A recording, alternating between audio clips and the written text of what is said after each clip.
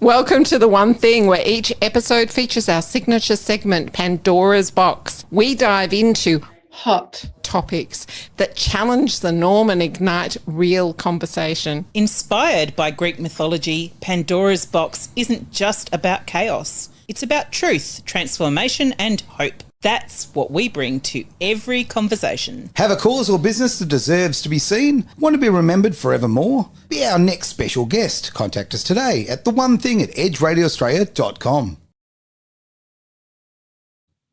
And you're listening to The One Thing on Edge Radio Australia. Welcome. It's great to have you here. And you have Lisa at the controls today.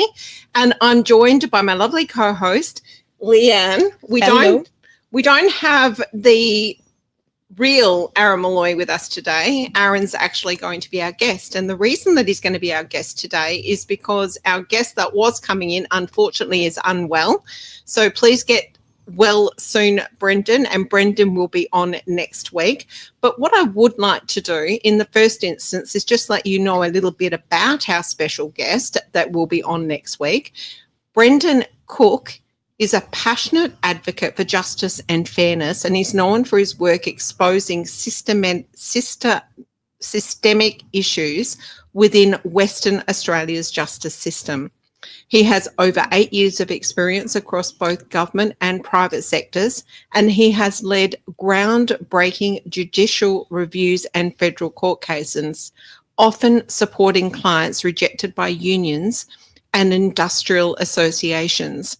A former union leader and accredited investigator, Brendon is also a registered industrial agent with specialist expertise in risk management, workplace relations, and constitutional law. So he's going to be a fantastic guest that will be joining us next week. But when we learned that he was unwell today, Leanne and I had a little chat, and we thought there was nobody better to step in than Aaron Malloy, because Aaron has his own experiences with the injustice system, or the Department of Injustice, as today's show is called. So the topics that we're going to be visiting next week with Brendon includes whether there's a deeper culture of nepotism among our judges, how closely connected legal firms and the courts are and what that might mean for fairness, and why whistleblowers and marginalised voices are so often ignored or silenced. So they're all topics that Brendon is very, very passionate about speaking on.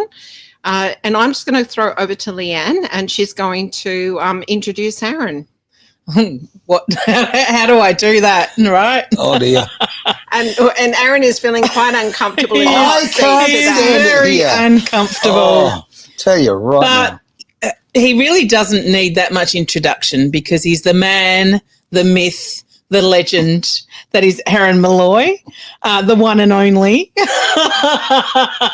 There's a reason for that, but okay. But you have seen, Aaron, more than your fair share of injustice over the years. Yes, so you are definitely the person that needs to be sitting in the chair next to us. Your work in media has also seen a lot of the injustices behind the scenes, yep. Not just on a personal level, but on a broad spectrum level within the West Australian Justice Department. You are the voice for the voiceless, and you're a fierce advocate for truth. So, with no further ado, round of applause for Mr. Aaron Malloy. Well, after the introductions, thank you for that. The show's over. There's no time left. Look, this is a weird show for me, obviously. It is really weird for you. I am sitting over here. I feel very naked. I've got my security cushion, all of that. Should have got the foxy teddy. I should have really. Yeah. It's just out there. I can go and grab it. We can stop the show. I can go get the teddy. We're okay. Is it okay if we start? And sure. I know you were going to say something, but what I would love for people listening to understand is your heart and who you are, because what you're going through and what you've been going through is not the life that you thought you would have for yourself. Oh, not at all. No way. And I think that the life that I live is a life that a lot of people live. Yeah. A number which is far too large. And it is a life of injustice. It's a life of pain. Let's start from the beginning. Where were you born, and tell us about your siblings and your family? Oh, geez, we're going to go that far back. All right. We are indeed. Do you want to lay down on the couch I've got while the you couch. do that? We can do this. Okay, I was born in Port Hedland in Western Australia, mining town up there, northern part of Western Australia. As my father told me for many, many years, I actually wasn't born to the family. He was down at the local rubbish tip and found me under a piece of corrugated iron. So there you go. That's the story I was told for my first 10 years. But we came. So clearly a man with a sense of humour. Yeah, definitely. So we know where he got his warped sense of humour now. Yeah. Very likely. I'm far more like my mum, to be absolutely honest, but there you go. But yeah, so why did we come back to Perth? Well, lots of reasons. Obviously, originally my family was from Perth, but born in Port Hedland. But the reason why we came back, that I was involved in a massive car accident at 4 months of age. Wow. I just want to make it very clear, I wasn't driving. Okay. Although I wish I was, which was so severe that I was basically I've been given the last rites on that first night. Wow. I was in a coma for over a month. I'm not supposed to be here in any way, shape or form. I was given the last rites on 2 occasions. So they were very certain that I wasn't going to make it. And that's why after I came out of the coma, my family moved back to Perth to start a life. And that's sort of how that bit sort of shaped. So this is where your love of racing fast cars, ridiculously through the bush, came from being in a car accident. Oh, 100%. When you were 4 months. Yeah, that's right. Being thrown through the air. Yeah. Oh it's an interesting actually accident because what happened is it was the 70s. Okay, so 70s very, very different. Oh, yeah. You're in a bassinet. Mum was doing get that. Mum was doing the very 70s thing of we had my sister and myself. My sister and I are less than a year apart. And as my mum used to say, just a little tip for everybody: breastfeeding is not a contraception. There you go. So what happened is I was on my mum's right side, my sister on the left. They had a head-on crash with somebody who was on the wrong side of the road. Oh my goodness. 130 mile an hour impact, combined impact. And so my mum, unfortunately, depending which way you look at it, I flew out of my mum's arm and I flew and landed underneath the pedals, underneath the driver's side. And my sister and my mum flew out through the windscreen. Oof. My mum's leg was caught, so she got dragged back in through there because the cars had a full frontal smash. The whole front of the cars were jammed up, and I was jammed because all the firewall comes up and the floor comes up and everything comes up. I was jammed underneath the pedals for quite some time. No permanent damage? Some permanent damage. Some permanent damage. Yeah, most definitely. And it didn't affect your learning at school or anything? Yeah, it did actually in some ways, not in the ways you might expect. I had to go through a lot of years of OT to sort my balance and equilibrium out because that was something that was damaged in the accident. And that's actually funny if you mentioned the railing. That's another reason why I'm so incredibly proud of my railing career. It would be amazing. Not supposed to be able to do that sort of thing. Yeah. So, there you go. This feels very strange. I don't like it over here. Yeah. I don't like this at all. I like to be asking the questions. No. He likes asking the questions. I do. And where did you go to school? I went to a couple of different schools, but I went to Como Primary School and also... Sorry for that, everyone. Yeah. Yeah, exactly. And St. Pius X in Manning as well. So, and then off later on to Corpus Christi. So now, were you always the person standing up for the underdog? Yes, always, since day dot. So you weren't afraid of standing up for justice? No, not at all. I found out very early, and I suppose if you psychoanalyse yourself, I think from the fact that because of my injuries growing up, I got bullied, right? And so I learned very quickly the best way to stop bullying is to come on the offensive and just describe to us what you mean by that, like because we look at you now and you just you're able-bodied. What was the disability that you were teased about? Because my equilibrium wasn't right. So basically, I could walk. You bang into walls. Pretty much. No, I could walk down a hill, up a hill, but across a hill, I couldn't do it. Right. So that was the problem. Yeah. So that needed to get sorted out. So, and it didn't help as well. I was a bit of a chunky kid. So, you combine that with a bit of chunk and, kids are going to go straight to the jugular. Kids do that anyway. Doesn't matter what. And I'm going to say something I find factual and some people don't like it. I think it's controversial, but I think there's a certain value to being bullied a little bit. Oh, yeah. It toughens you up. Yeah. I think there's something missing in so many people now that they probably needed a little bullying in their life, like a little bit, not a lot. But it taught me very quickly that you have to, end of the day, you're responsible for you. Self-responsibility, right? So you stand up for you and you stand up for those who are weaker. So I learned from probably year 3 onwards that, and again, taking into account, this is the 80s. Yeah. The way that you dealt with a bully back in those days is you used to, physically take them down. So if you're a boy. If you're a boy, yeah. Hang on a minute. Yeah, maybe exactly right.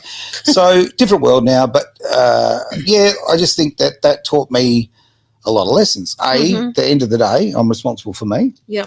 And B is I do not like watching anybody being put down. I don't like anyone being bullied, and I'll stand up for them, full stop. Yeah, great. And doing the right thing. Lost my train of thought because I could tell Leanne wanted to say something at the same time. Lisa, you're an Aaron seat. You really are taking it to the next level. Am I talking too much? No, that's okay. Keep going. No, because I saw I've lost my train of thought now. You were going to speak as well, and then I thought Leanne say something, and then it was like, oh shit, it's gone. You two are hilarious. We're allowed to say shit on this radio station too, yeah, aren't we are. Okay. We are. Do you like us both being together like this? Oh, it's what it reminds me of? No. The Muppets. Okay? Like what I'm looking right now, I can see, up on the balcony there, you two doing your thing. I'm gonna have to I'm loving it. Muppets now, but I did like that little Muppet song. That was really good. And we are on the one things, and we do tend to make light of things because, hey, you've got to win life, don't you? Because you absolutely do. And we're sitting here, and this is okay. This is bloody uncomfortable, right? Not just physically, but this is stuff that I don't. You put away, you whack it in a box, and you kind of I would say I've dealt with that. Well, no, you haven't really. I remember many, many years ago, people used to always talk about. I used to see psychological stuff, and they'd say, it's about your childhood. And I used to just roll my eyes like, come off, it's not about your childhood. Toughen up, princess. Guess what? It's all about your childhood. It really is. So you think it is now? Yeah, I do. And I felt the absolute opposite. So, look, life has taught me that, events of my childhood shaped who I am. In good and bad ways. Okay. I made plenty of mistakes. First to put my hand up and say that I've screwed up royally on many occasions. But you've got to own it, right? So let's just cut to the chase. Yep. Why do you believe that the justice system is not fair? Because I've experienced it, and I can say without any hesitation, there is no such thing as a justice system. It does not exist in Australia. Look, I believe Western Australia is even worse than the other states, but I can certainly say without any hesitation, and this is not hyperbole, right? This is a fact. It's rigged. It's not a justice system. It is a legal system. It is designed for power, control, and money. And the people in that industry almost entirely are literally the degenerates of society. So what was the defining moment that actually brought that to the fore for you? For me, because I used to think that the justice system was, we have to do the right thing. We have to, let's do it because we will get in trouble if we don't. They're right. Yep. Let's follow the rules. Sure. Right? Yeah. No. Look, I used to think that way as well.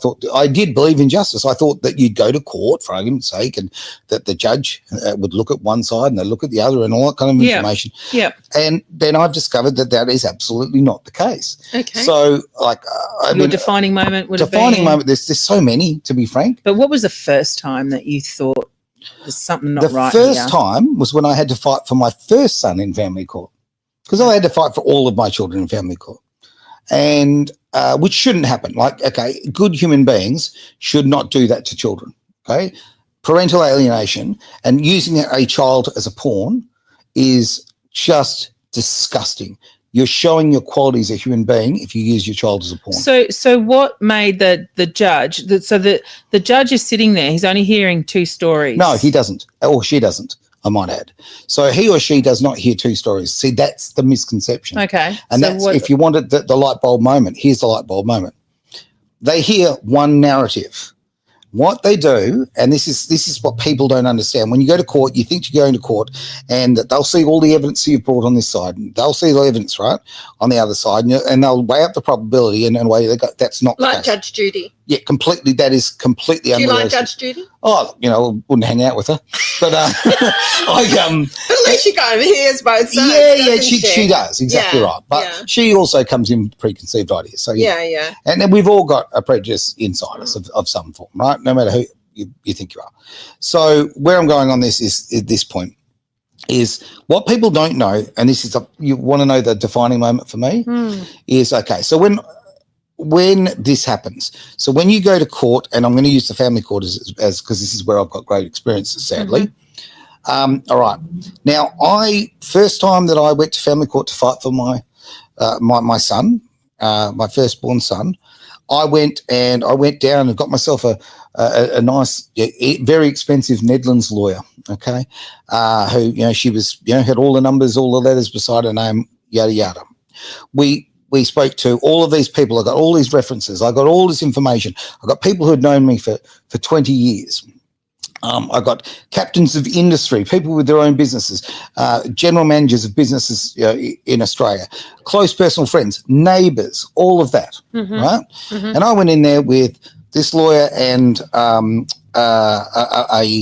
I would consider the yellow pages of a file for one day in court, okay? My ex-wife walked in with what I would best describe as a leaflet, okay? Absolutely next to nothing. Couple of little carefully worded comments, right? Very carefully worded, okay, to play the narrative.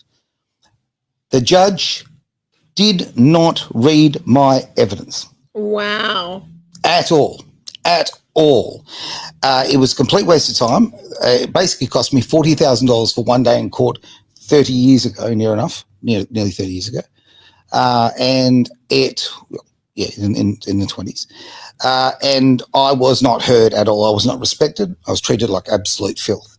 And even to the point when I left the courtroom, my lawyer said, you've got to bow to the judge.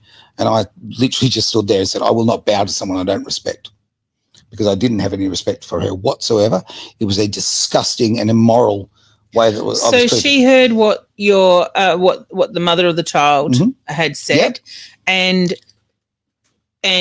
went on that wholly and solely, that wholly and solely, and had nothing from what you had to say. No, wow. Now that at the time, all those years ago, I thought that was horrendous. Okay, it destroyed my life in so many ways.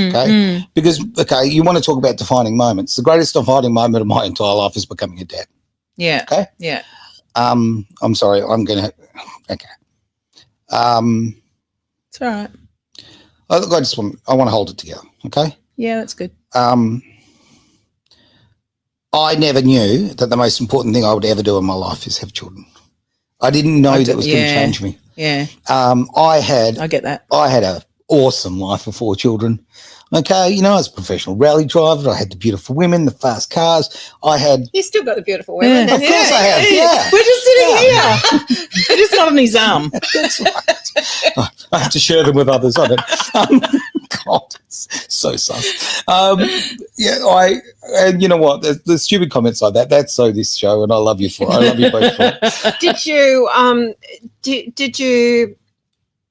Did you realise how lucky you were back then? No, absolutely not. It was just the life.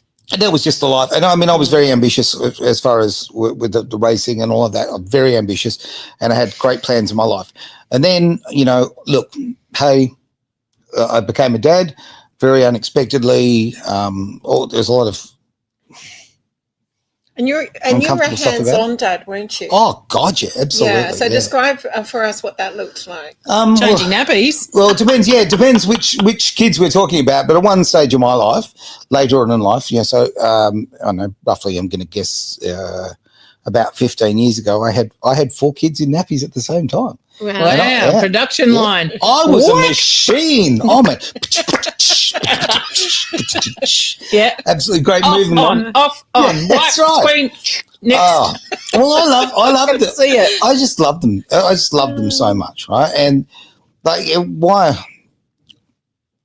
So would you say your family court is your biggest beef? Family court is an evil organisation designed to destroy families. No ifs, no buts. And it's not just my experience. I've also, you want to go in and say to yourself, I want to be objective about this. Well, guess what? Go and sit in the back of a family court. Go sit in that gallery if they still let you, and just watch what goes on. It will drop your jaw to the ground. Surely, as parents, you want the best for your child. No, you don't. That's not true. When you go to family court, a particular parent will want, it is all said and done. It's a good old-fashioned follow the money. It's about money. It's about power, right? And, I'm going to throw a little thing out, and I must make this very clear. I believe in paying for your responsibilities and looking after your kids and financially looking after your kids. It's really important, right? So when it comes to child support, that's an important thing to do. But child support is actually so entrenched in shared care that it's a great scam to destroy children's lives. Right. So do you know why, and we're talking in the 87% of fathers only get every second weekend. Do you know what that's based on? No. Right. Everybody thinks, it's so you can have your weekend and no, it's not that at all. It's maths. So so every second weekend's 104 nights a year. Plus you throw Christmas in there, Easter and a couple of the holidays going, it comes up to a magic number, 109 nights a year. The Child Support Agency basically works on this system. So at 109 nights a year, the custodial parent has the children 109 nights, more than 109 nights. They get 100%, they get full child support, 100% child support. So that's what it's based on. So you're actually financially incentivizing people to alienate the other parent, to actually damage their children. You are financially incentivizing them. Plus, you also throw family tax benefit A and B and this and that. There are more people doing the 50-50 now. No, they're not. That is a complete fallacy. And that's what's being sold. It's not true. Well, I know.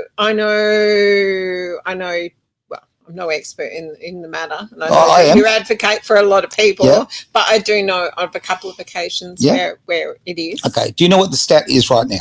84.1% of fathers are effectively erased from, basically they lose their parental rights, 84.1%. And why do you think it's against the men?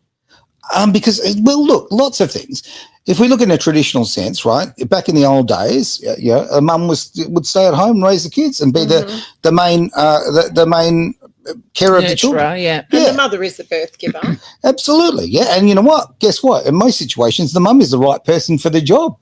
But if you work on that principle, when we're talking about, I was just talking about my children before, about the nappy changing in that. Now, in that particular time, I was the primary carer. I was a very lucky guy. I had a job which enabled me to work around my children so I could take them to school. I could be at all of their stuff, their sporting, their dancing, their acting, their school assemblies. Very lucky guy, right? Yeah.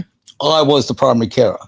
Yet the family court still chose to not even remove me partially. They just decided, based on the word of a liar, right? Okay. A pathological liar, they chose to take my children away and destroy my children's lives and obviously my life as well. They chose that. Now that is a political decision.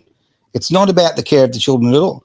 It is based on, in the case of, and I I don't care who sues me for this, or takes me to court, and I can actually be put in cuffs and taken away for what I'm about to tell you, right? Well, you don't have to. Well, I don't care. Okay. I don't care. Right. So my ex-wife committed perjury. She made up a story completely, and the experts of the court, the person who was paid, I believe, $18,000 to an assessment, committed perjury, lied to the court. No ifs, no buts, factual. I have evidence of this,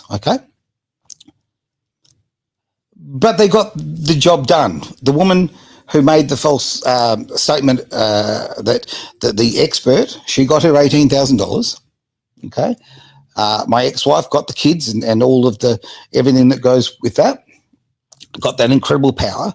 Now, even though in court it was proven, perjury was proven. Wow. Yeah, that's proven. But in Western Australia, we don't actually, and for Australia, full stop, and in Western Australia, we don't actually pursue cases of perjury. John Quigley himself he stipulated, insisted that only 2 cases of perjury be pursued per year. And there's a reason why 2, because then it's multiple, and you can use it in the wording to make it sound like it's a lot. Oh, you're kidding me. Yeah. So that's what they can actually say. Multiple cases of perjury have been pursued this year because it's 2. And there's only 2. That's crazy. terrible. Yeah. So, and I'm going to, while I'm on a tangent of this, okay, I'm going to be straight down the line. So my children were fundamentally the biggest reason my kids were taken away from me, even though I was the primary carer, why I was a stay-at-home dad, right? And they lived well and they had a good lifestyle, and they were incredibly loved, incredibly nurtured, and we had a lot of fun. Very, very, very loved. Is because now these 2 people effectively conspired to create a false narrative. And guess what the false narrative, because I didn't know this for a very long time. So I didn't know the fact that the reason why my children were taken from me. Now I understand why my stepchildren, and I've got to hate that term with a passion. I love them. If you look at my arm here, there's a tattoo on my arm of all my children's names. I don't care. Biology means nothing to me. I love their little hearts, right? Yeah. Okay. But here's what my ex-wife told the expert, Miss $18,000. She was told that the reason why they needed to take my daughter from me, why they needed to keep my children away from me, why I'm such a danger, okay, and particularly a danger to my daughter. This was never said directly, but it was certainly inferred, and very, very directly inferred. That because I had been sexually abused as a child, that I was now a risk that would make me, because apparently 30% of people who have been sexually abused go on to sexually abuse. That's a stat that... Were you sexually abused? No, I was not sexually abused. They made it up. They made it up, right? That's perjury. And what's worse is the woman who lied and made it up, who's more responsible here? Or is that person more responsible, or the person who was paid a substantial amount of money to do and find out, who, by the way, never asked me the question, never, ever asked me if this happened to me, right? That is what happens. Family court is, now I've learned, okay, it's a pantomime. Right? The decision on who gets the children, who gets to this, who gets to that is made before you go to court. This is my opinion from much observation, okay, and great research. The decision is made. Then the process is literally about drawing as much income as you possibly can from the lawyers. The lawyers will bleed you dry. You've got lawyers out there. Look, the 2016 Family Law Court Lawyer of the Year, right? Who's been lauded and's got the big plaque at the front of his on his front desk and all that sort of carry on, has been done for professional misconduct on multiple occasions, right? And that's a very nice way of saying he conned and ripped off his clients. He actually drew out family law cases to make more money. These people are the scum of the earth.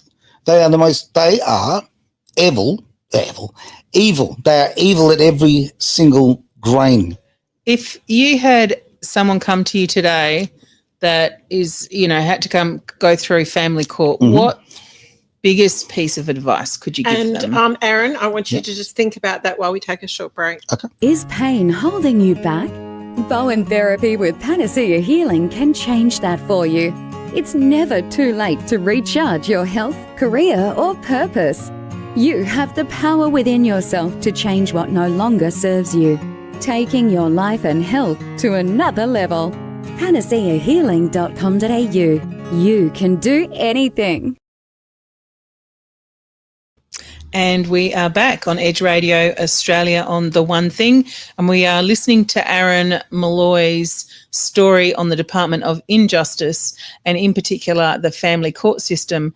And my question to you, Aaron, was, if you had someone come to you now saying, I'm going through this right now, what's the one piece of advice that you think would serve them well in perhaps swinging the table a little bit? You can't swing the table. Okay. So, this is all about damage control. As a lawyer actually once said to me, he said he laughed at me when I actually was trying to find a lawyer who would take the case for me, and he laughed and told me, "Winning, you get it," because I actually thought I could get custody, right? And he laughed and said, "Mate, this is about damage control. Right? This is all this is about. Like, you know, this is just a fight to see how much of your life, of your children's life, you can be a part of. Wow. So you've lost before you started, right?" Okay, so two bits of advice. Now I'm going to actually tell a very quick little story, because one of my closest friends in the entire world, love him to bits, even though he makes me pull my hair out. Do we know him? We know who this is. I love him to bits. Travis Carter, okay, who we first met. And when I first met Travis, and then Travis' family now, he's my brother, right? But when I first met Travis, he told me basically his advice was walk away, okay, let it go. Just move on. Make it, effectively make a new life for yourself. And I went in my mind, actually not in my mind, I said it straight out, right, to him. I said, mate, you're weak as piss. Yeah. How dare you? Why would you do that? Like, okay. Because he'd been through Because he'd been through it. Yeah. Yep. He knew it. Yeah. And he knew what the story was. He goes, no, for your heart, for your soul, for who you are, for the rest of your life, mate, just give up and walk away. One day your children will come and find you. One day. And God, I hate that. I really hate when people say that. So Travis and I got off on the wrong foot. I didn't like him at all. He's a pompous prick, isn't he? How can you not like Travis? There's so many reasons. But anyway, so that was definitely one thing. So my answer to that is not exactly how Travis would put it, but I would say, do not engage. Do not engage. Do not engage in the family court process. Refuse to engage. Now, a lot of you men, particularly, this happens to women too. I do, by the way, I support women as well through this, and I'm very proud of the fact that I've actually, one woman I actually did stop her from killing herself, and I'm very, very, that hits me in the heart. Right? That's a big thing, yeah. Yeah, and you know who you are in Queensland, but okay, if you don't engage, that's one thing. What's going to happen is, basically, I'll give you an example. So back in the day when the family court you were lined up inside and you had to, wait and yada yada just to file paperwork and that. Me being the shy type that I am, I thought, screw this. I just got to know. So I stood up and I said, hey everyone, just a bit of curiosity, just curious. How many of you guys, and I use the term guys, how many of you guys have got a violence restraining order against you? Okay. And every single man in the building stood up. Kidding. Everyone. Because what's happening now is particular agencies are actually telling women to go and get a violence restraining order, okay? They are using fake reasons. You do not, by the way, in 2010, 2011, Julia Gillard, as our Prime Minister, okay, took away the need for any evidence for a violence restraining order. You do not, as a woman, because it's two-sided here, it's not the same for a man. For a woman, you do not require any evidence for a claim of domestic violence. Now, the domestic violence is the golden ticket to you controlling the rest of the custody battle. Once you have that, away you go. In fact, the lawyers they literally call it the silver bullet. And isn't it what makes me really, really sad about that on so many different levels is that there are genuine cases out there where people are being so abused and they're scared for their lives. And you know what? And then you've got these assholes that are saying that they're going through that and they're not. They're just blatantly lying. I completely agree with you. And what I have discovered, right, from my advocacy work is the women who are genuine victims of domestic violence, and I will say women on this particular case, because trust me, there's two sides of that. Well, there are, but generally speaking, men are stronger physically. The current figures, by the way, are 59% women are victims of domestic violence, 41 men. So is that physical domestic violence? I believe so. That surprises me. What happens, Lisa, is the men don't want to hit the woman. Yeah. Right. So they're genuine men that have been brought up to go, I'm not hitting a woman. Mm-hmm. And the women are getting the fry pans out, mate. Oh, okay. Seriously. Perfect example of that. Thank you for the fry pan story. Yeah, Oh, the well, mushrooms. mushrooms. Yeah. And have you noticed that hasn't been called domestic violence at any point? Any point. I've never seen about the mushroom murder. Oh, yeah, okay? yeah. That is domestic violence. You killed your family. Yeah. Right? It's yeah. domestic violence by every possible metric. But okay, my mate, who was domestically abused for a very long time, I'm not going to say his name, obviously, who literally did one day, he got a frying pan across the back of the head, right? Okay. Now, his wife, who I was actually friends with, that's how we met, we became friends, she was look, she's just not a nice human being, all right? And she was very ex-armed forces, a very, very physically violent and psychologically violent human being. But he loved his children, and she played the normal trick, and this is one we hear all the time, is if you leave me, you'll never see the kids again. Okay? Yeah, that's really that's awful. That's what I got. That's why I stayed in a domestic violence relationship. That's exactly why I stayed with my ex-wife, right? I stayed in that relationship no matter what the hell she did to me because I love my children so much. Are you comfortable sharing about what that looked like? Yeah, sure. Which bit of it? I mean, Well, all right. So there are going to be many people out there that are going to be like, oh, come on, Aaron Malloy. Like, nobody's going to, you wouldn't put up with that. And you're a big belly bloke. And, yeah, I am. Yeah, and for anyone that doesn't know you intimately, like, you're always happy and I'm a freaking teddy bear. Yeah. I am. I love a good You're cuddle. a big teddy bear, but I'm you're a big teddy bear. Yeah. Look, but I'm not going to for 1 second say that I don't also have a temper. I don't also say that I don't make mistakes, right? I've yelled and carried on like a 2-bob watch and all of that, right? From time to time. I mean, as I get older, I think that's called being human. Yeah, absolutely. I just haven't got much time for that anymore. But okay, how was I abused? Well, okay, and how did I let it happen? Okay, many different reasons. I was the boiling frog. Okay, I was the boiling frog. My ex-wife started it early. Okay, started really early. Started the psychological abuse really, really early. Started the physical stuff a little bit, but it was all just very. Look, I wasn't threatened physically until she started using weapons. Okay, there we go. But she started using weapons. What do you mean? She would pick up steel objects and smash me with them. Oh, geez. See, I didn't know that. Did you know that? No. Yeah, that's. And did you ever go? But that. No, well, I went to the police. I went to the police, and the police called me a poofter. Oh, what? That was the exact word. And then not once, by the way. I went to the cops on 2 occasions, 2 different police stations, and both used the same terminology. Both called me a poofter. Apparently, it's 1975. So, So, was that in 1975? No, that's sarcasm. No, well, how often do you use that term in today's world, right? No. The police, and okay, I'll give you another example. There's so much to this. So, when I had to at one point I went and tried to get a violence restraining order, okay, which I was just the court just would not give me one. I spoke to the the officer in charge of a very big station here in Western Australia, the Midland station. Even though I wasn't living in that area, there was a reason for it. And he said to me straight out, right, he said, look, mate, no matter what happens, if we walk into a domestic violence situation, he said, no matter what the woman is doing to the man, we will always take the man away.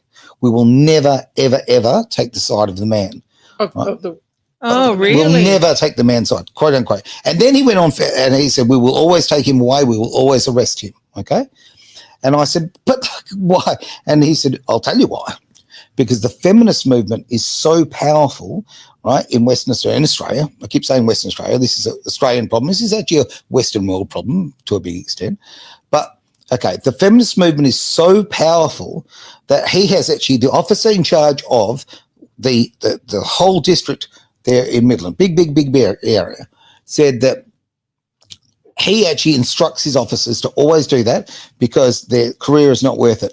Because the feminist unions that become unions, the feminist movement is so powerful that you will lose your job if you take a woman's side, right? That is so That's wrong. what he said. And it gets better.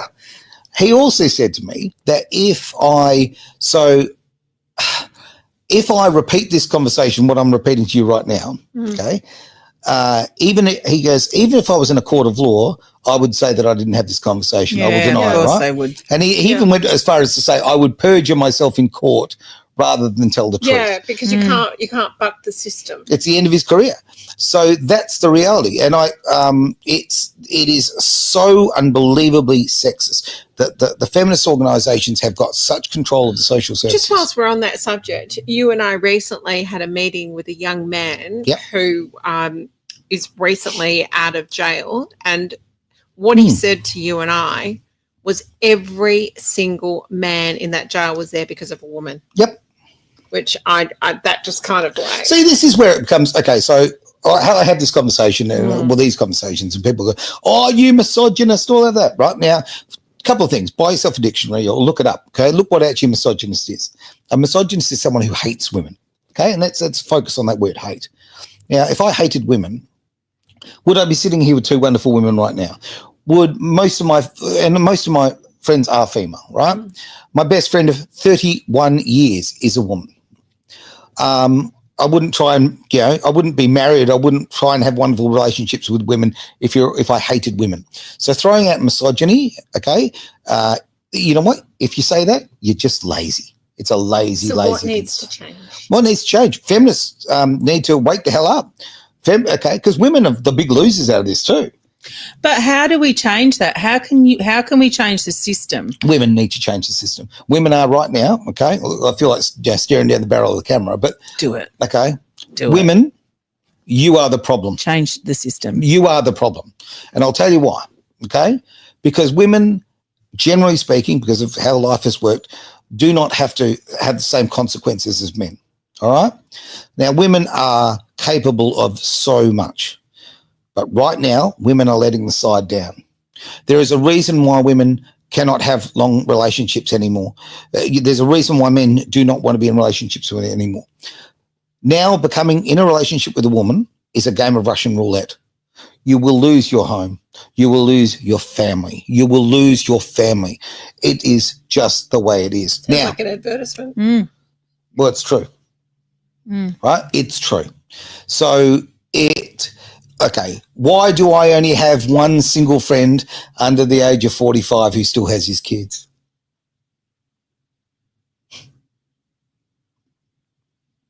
Because he's worth $360 million. That's the only reason he's got his kids. Every other dad I know is in some form of... I hear what you're saying, and I think it's a really high percentage, and I don't know the statistics. I do. And I understand that, and it just breaks my heart that men are taking their lives because of this. Yeah, absolutely. 7 per day in Australia. So every day, 6 to 7 fathers kill themselves, take their lives because they can't see their children. And if you don't think that's an epidemic, now often I'll be hearing one woman a week loses their life to domestic violence, which, by the way, is not true. Okay, just so you know, the figures are being played with there. Okay, one woman a week is one woman a year is too many, right? We shouldn't be having anyone lose their life. Okay, but about roughly high 40s, so about a woman every 10 days in this country. And if you really genuinely care about women, guess what? Get your butt down to the Aboriginal community and do some bloody good. Right? Actually, if you really care, that's where, this is where the love needs to be shown, right? Sorry, women, just go back a sec. What was that bit you just said? The deaths of Aboriginal women in this country is just horrendous. It's absolutely horrendous.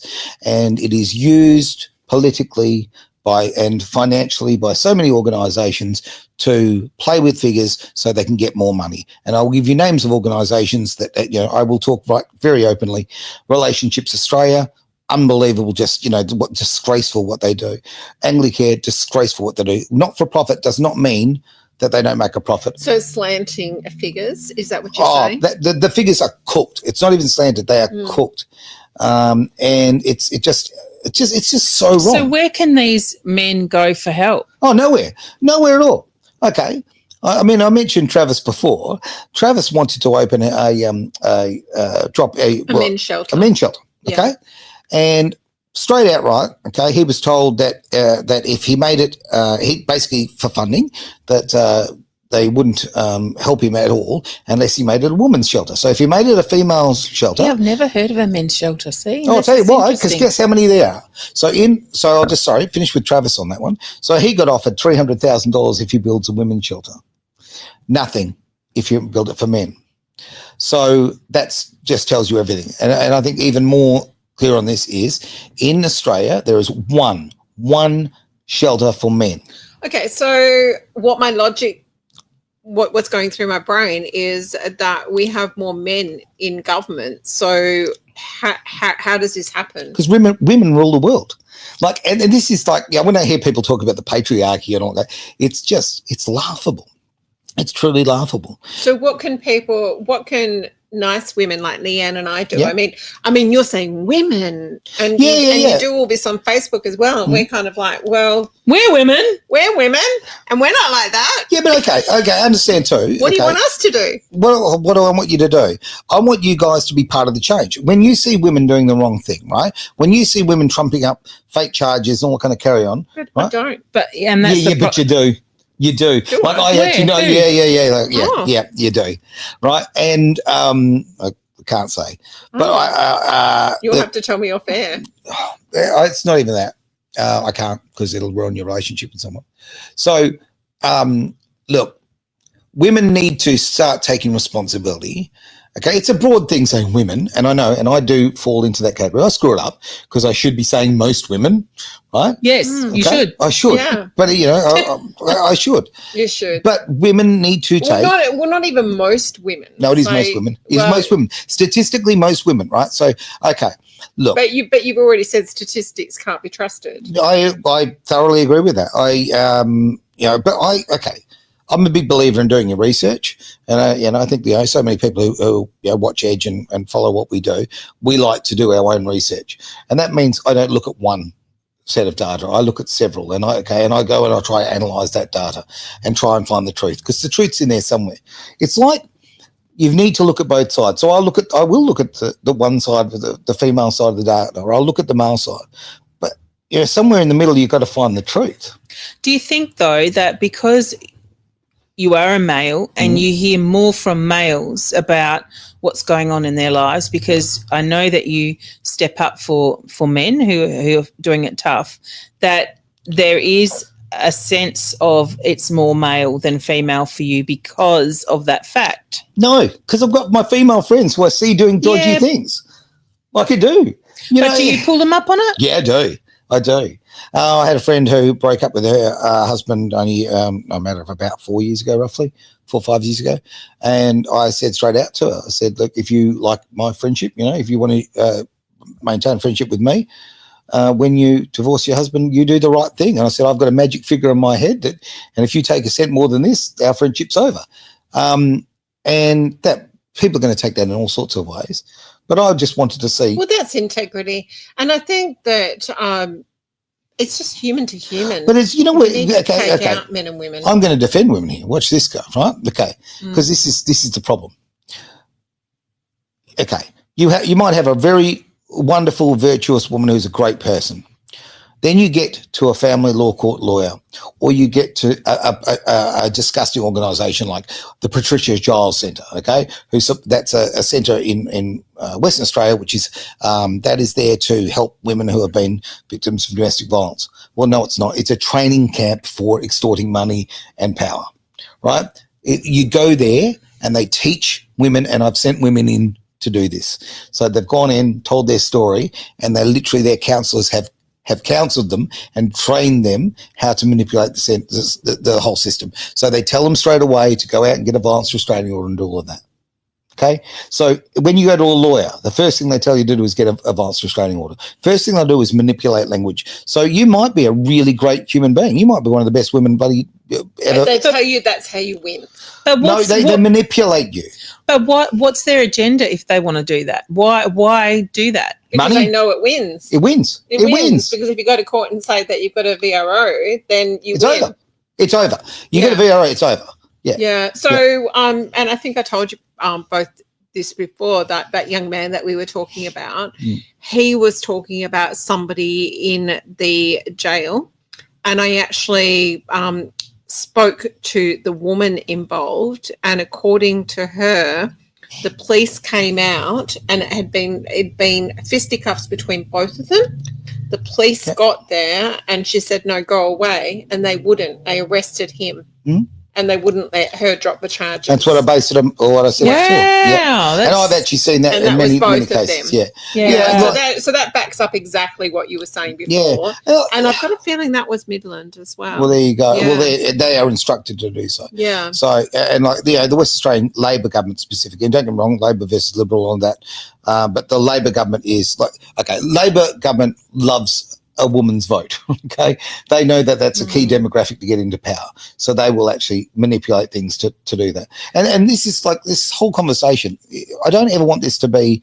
This shouldn't be male versus female. This should be about right and wrong. Right and wrong. Yeah. Now, okay. Now I'm going to tell you right now. So my ex-wife. We're going to talk about the justice system. My ex-wife did this. So my ex-wife had me arrested on multiple occasions. And you asked me before about what advice I'd give. And one thing I told you, the other thing I'll tell you here, and that is record everything. Record everything. Don't have conversations, do it via text. Okay, every single place you go, you videotape, right? Okay, record. Because if I wasn't recording on several occasions, I wouldn't be here with you right now. I'd be in jail, okay? Because my ex-wife made up stories and had me arrested, had me thrown in jail, had me going through, and understand this, like, it's a very dehumanizing event. You put in there. I can't even imagine. Oh, look, okay. You know what? Okay, you're standing there. You're told to strip naked in front of another man. Oh, yeah, okay, no, that's nasty. Then they make you lift your balls. All right, right. So they can inspect under your balls. They to make you turn around and spread your cheeks so they can inspect you inside. Right now. Why did I have to go through this? And also, I got sit in a cold cell for 16 hours, right, on concrete, okay, wearing nothing but a pair of boxer shorts and a T-shirt. I'll tell you why, right? I'll tell you why on that particular occasion. That's because I took my daughter to school. Legally, 100% legally, I took my daughter to school. And had to go through that process. Now, when I took my daughter to school, my daughter was in my care. I had every legal right to, because I didn't want any dramas. I contacted the school. I contacted the local police station. I contacted in writing, I might add, the family court, and said, I'm going to be at this school between this time and this time, right? This video exists, right? So you can get it out there on Facebook. Anyway, I'm going to be here, I'm dropping my daughter off. You literally see my ex-wife 70 metres away, walk over, because she knew I was going to be there, so she planned it. By the way, she's got no child with her at all. She's just on her own. She walks straight over to the classroom next to my children's, right? My daughter's in this particular case, and then steps out, takes a picture, and then leaves straight away. Drives straight down to the local police station, which I might add, she was in a sexual relationship with one of the officers, so there you go. Oh, wow. Nice little bonus points there. Wow. Certainly gives you the extra treatment. Anyway, so that's all going on. So I get arrested. My entire weekend's destroyed. I have to go through that incredible process, right? And I'm treated like filth. I'm pushed around. I'm put in the back of a paddy wagon, and they literally feel like they're going forward driving with you in the back, right? Now I went through that whole just dehumanization process. Why? Because I took my daughter to school. She created fake evidence. So she, my ex-wife, created false evidence, took it to a police. Now that is against the law, right? It is making a false statement to police, and that is also perjury. That is 7 years if it's actually pursued, 7 years in jail, right? Now, only that video that I had, thankfully I recorded the entire thing on my phone, is the only reason I'm not in jail right now. Wow. Now, why was she not charged? Why was she not charged? When I said to them, are you going to charge her? She's made a false statement to police. And they go, no.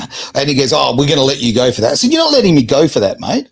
Never did anything. I never did anything. We're going to need to wrap up, guys. Yeah. Oh, my gosh. We are. Gosh, Yeah, this is so- going to put a big spanner in the works. I've got a lot of things that I want to say, and I think that. And you don't need to say them. I think that's very clear what you have told us But today. I want to make something very clear as I finish up. And sorry, please do. because I think this is important. Okay, I want to make very clear. I absolutely love women. I adore women. I tell you what, right now, my life, the biggest influences in my life have been, these amazing people. My mum was, my mum was the greatest human being I've ever known. Okay, shaped me for who I am. And they used her. My ex-wife used her and used her memory to try and gain control and financial and power control. And that is just pure evil. And if this is not against, this is what's got to stop. This is not men versus women. This is not me hating women. This is me asking women to be accountable. Right? And when I do things on social media and people go, oh, it's misogynist, it's not. I'm just asking for women to be held to the same level as men. Because if you believe in equality, I have a very unique situation in my life.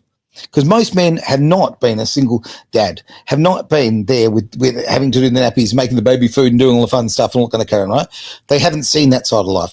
Most men haven't been on nappy changing kind of thing. I have been very privileged because I've been out there and been the breadwinner, been out there and had the businesses and the life and all that kind of carry on. But I've also been the guy who stayed at home with his babies, all right? That I am so privileged. But it gives me this perspective, and maybe why people get angry. Maybe if people don't know that I know that other side, that I know the feminine side, maybe that's maybe why some people have that opinion. But ultimately, we need the lies to stop. Yeah. Well, from one human to another, it just breaks my heart that somebody Was that nasty? that somebody as lovely as you has had to go through that. Yeah.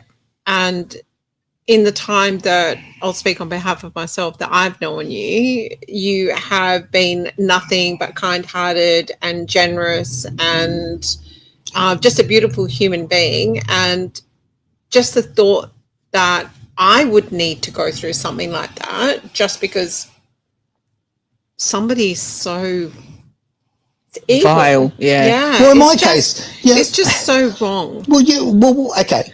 Do you know why I went through this? Wrong. Do you know why I went through this? Because you fell in love with the wrong person. Well, I fell in love with someone. Yeah, I did fall in love with the wrong person. I loved her to bits. Yeah. But you know what? She had to cover up the fact that she was cheating on me. So this was the way she got pregnant to someone else. She had an abortion to try and hide it. And family court was her ability to be able to become. She comes out as the winner, right? But ultimately, you got someone who did the dirty on me. That's what she did, and to allow a family court to cover up a story like that. And when, as I say, when I went to court for this time, I think this is very important. People need to know the court decides the evidence. So what happened?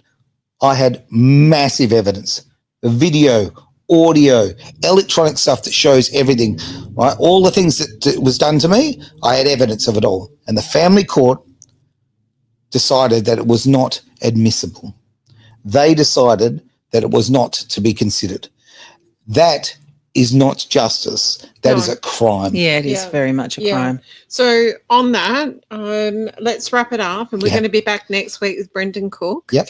I want to say a big thank you, Erin, for opening up, allowing the viewers and ourselves, both Lisa and I, into a little bit of what that's like, because we don't know what it's like. And I'm glad you don't know. I know. And we're blessed to not know what to have to go through something like that. Yeah, for sure. But we are definitely really privileged to have you sitting here as our guest on The One Thing with your little old man hat, as you said, and not our beautiful top hat, our fedora. But, so thank you for sharing and being vulnerable and allowing the viewers to also listen a little bit on that. Thank you to the two of you for being such wonderful parts of my life. Yeah. I love you both, and I appreciate you so much. We love you too, mate. Yeah. Thank you. Thanks, everyone. Join us next week for Brendon Cooke, dispute resolution investigator and cyber security analyst, where we will we will cover this topic again with Department of Injustice. Thank you for watching. Thanks, everyone. Thank you. Ever felt lost online finding the right businesses? Absolutely, like a needle in a haystack. Introducing the Worldwide Awake Business Directory. Tell me more. It's your hub for businesses sharing your values. Discover eco-friendly products, socially responsible services, and more. Count me in. I'll check it out straight away. Find businesses aligned with your values on the Worldwide Awake Business Directory. Start making a difference with every purchase.